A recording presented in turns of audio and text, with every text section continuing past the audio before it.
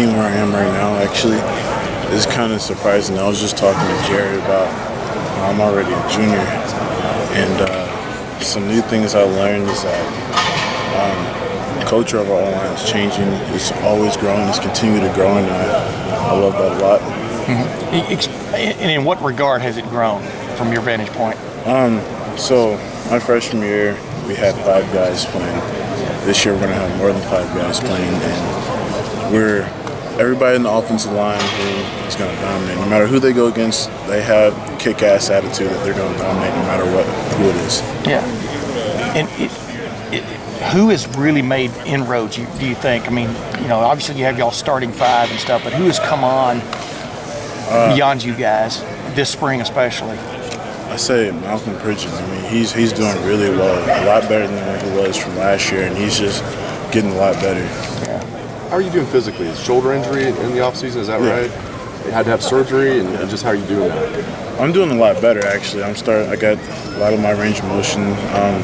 Starting to do a little bit of weights, just trying to get my strength back. What are you restricted to? Are you taking part in contact or anything like that? Or no, I'm just conditioning, running, and lifting weights. That's it.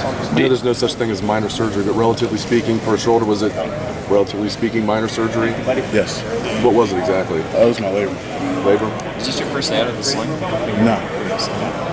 I was in the sling for 6 weeks, and I got out of it, I want to say, middle of February, maybe early February. So do you expect to be out the rest of the spring in terms of being able to take contact? Yes. Could every football player use a break every now and then from the grind, or is it spring to? Depends on what type of football player you want to be. Yeah. I mean, the grind don't ever stop. I mean, even though I'm injured, I'm always trying to find small things I can do to get myself better. If you just want to be average, then I guess it does stop for some people. I was going to say, you're sweating right now. Where have you found ways to keep working even as the team's working? So we got the pit down there in the bottom corner, and Coach Mick has completely changed the rules. One day in practice, he was sitting around, he was thinking. I knew he was thinking of something to do, and we got a little bike race going on. So whoever wins the bike race gets Gatorade. Whoever loses has to pull a tire around the whole field. But that's one of the things we do.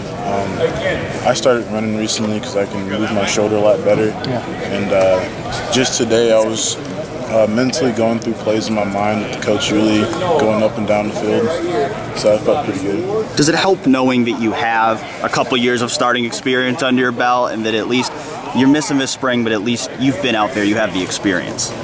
Experience definitely helps. I know for a lot of young guys, it can be frustrating because you know what you're talking about in the film room. You know exactly what your assignment is. But in order to truly understand something, the best teacher is experience.